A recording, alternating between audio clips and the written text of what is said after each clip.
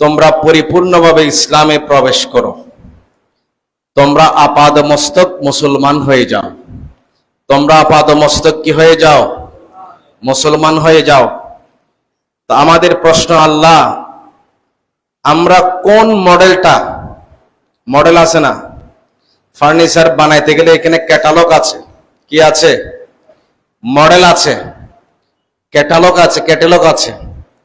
এই যে ক্যাটালগ দেখে আমরা ফার্নিচার বানাই, ক্যাটালগ দেখে স্বর্ণ বানাই, এটার বিকল্প, এটার মতো করে।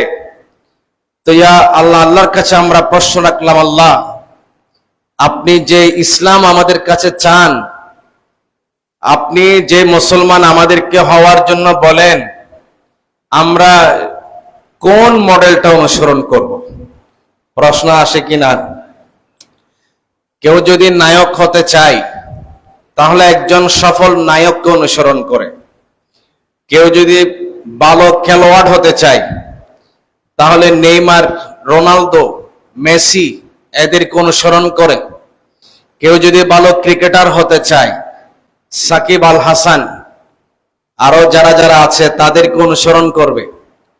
কেউ যদি ভালো ব্যবসায়ী হতে চায় তাহলে একজন সফল ব্যবসায়ীকে অনুসরণ করবে। তো আমাদের প্রশ্ন, আল্লাহ আপনি আমাদেরকে খাঁটি মুসলমান বানাতে চান, তো আমরা মডেল কোনটা গ্রহণ করব? আল্লাহ বলেন, ওয়ামা আতাকুমুর রাসূলু ফাখুযুহু, হে আমার বান্দারা, তোমরা খাঁটি মুসলমান হতে চাও, তাহলে আমার নবীর জাতে মুকাদ্দাসা, আমার নবীর পবিত্র হায়াত, 63 বছরের জিন্দেগি, এটা তোমার সামনে রাখো। এই মডেলটা তোমার সামনে রাখো, এই ক্যাটালগটা তোমার সামনে রাখো। ওই ক্যাটালগটাকে তুমি চলনে বলনে, উঠা বসায়, কাজে কারবারে, লেনদেনে, কথাবার্তায়, সর্বত্র এই ক্যাটালগটা তুমি অনুসরণ করো। আল্লাহ বলেন তুমি একটা পরিপূর্ণ কামিল মুসলমান হয়ে যাবে।